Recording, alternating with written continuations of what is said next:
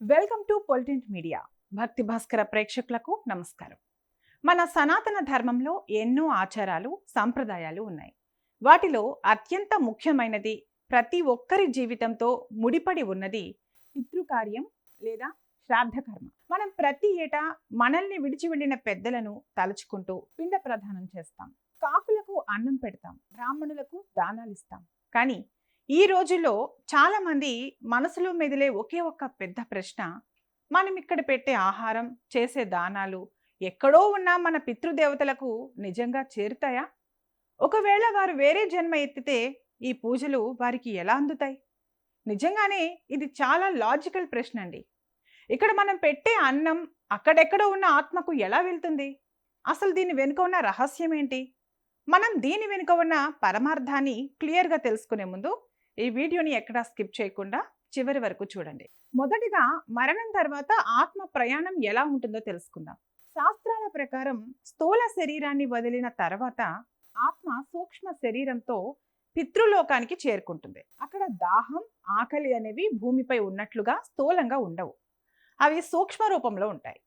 మరి మనం ఇక్కడ ఇచ్చే అన్నం, నీరు అక్కడికి ఎలా వెళ్తాయి? దీనికి ఒక చక్కని ఉదాహరణ చెప్పుకుందాం. మీరు అమెరికాలో ఉన్న మీ అబ్బాయికో అమ్మాయికో డబ్బులు పంపాలనుకున్నారు. మీరు ఇక్కడి బ్యాంకుకు వెళ్ళి భారతీయ రూపాయలు ఇస్తారు.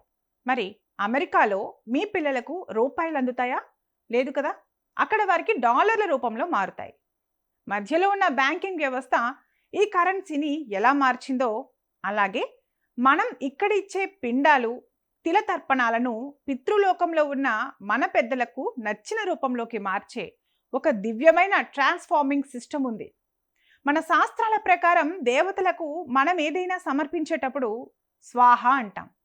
అదే పితృదేవతలకు ఇచ్చేటప్పుడు స్వధ అంటాం. ఈ స్వాహ, స్వధ అనేవి అగ్నిదేవుని భార్యలు. మనం భూమి మీద భక్తితో, శ్రద్ధతో మంత్రపూర్వకంగా ఇచ్చే ఆహారాన్ని, దానాలను ఈ శక్తి స్వరూపాలు స్వీకరిస్తాయి. ఒకవేళ మన పితృదేవతలు వారి పుణ్యకర్మల వల్ల దేవతగా జన్మిస్తే మనం ఇక్కడ పెట్టే ఆహారం వారికి అమృతంలాగా మారుతుంది. ఒకవేళ వారు పశుపక్షాదులుగా జన్మిస్తే వారికి అది గడ్డిగానో లేదా ధాన్యంగానో మారి వారి ఆకలిని తీరుస్తుంది. ఒకవేళ వారు మనుషులుగా పుడితే వారికి అది సౌఖ్యం, భోగం రూపంలో అందుతుంది. అంటే వారు ఏ రూపంలో, ఏ లోకంలో ఉన్నా మనం చేసే శ్రాద్ధ కర్మల వల్ల వారికి తృప్తి కలుగుతుంది. వారు తృప్తి చెందితే వారి నుండి వచ్చే దీవెనలు మన వంశాన్ని, మన పిల్లలను చల్లగా చూస్తాయి. అలాగే చాలా మంది అడుగుతుంటారు, పితృదేవతలు కాకి రూపంలోనే వస్తారా అని. శాస్త్రాల ప్రకారం కాకికి ఒక ప్రత్యేకత ఉంది. అది ఒంటరిగా తినదు, అందరినీ పిలిచి తింటుంది. పితృదేవతలు సూక్ష్మ రూపంలో కాకుల ద్వారా ఆ ఆహారాన్ని స్వీకరిస్తారని నమ్మకం. సైన్స్ పరంగా చూసిన పర్యావరణ సమతుల్యతకు, పితృదేవతల స్మరణకు ఇది ఒక అద్భుతమైన లంకె.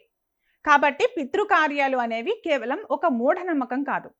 అది మనల్ని కన్న తల్లిదండ్రుల పట్ల, పెద్దల పట్ల మనం చూపించే కృతజ్ఞత. మనం చేసే ప్రతి చిన్న దానం, ప్రార్థన వృధా పోవు. అవి ఖచ్చితంగా వారికి చేరుతాయి. వారి ఆశీస్సులు మనపై ఎల్లప్పుడూ ఉంటాయి. ఈ కార్యక్రమం మీకు నచ్చినట్లయితే లైక్ చేయండి, మీ కుటుంబ సభ్యులకు, స్నేహితులకు షేర్ చేయండి. ఇలాంటి ఆధ్యాత్మిక విశేషాల కోసం మా ఛానల్ని సబ్స్క్రైబ్ చేసుకోవడం మర్చిపోకండి. సర్వే జన సుఖినో భవంతు.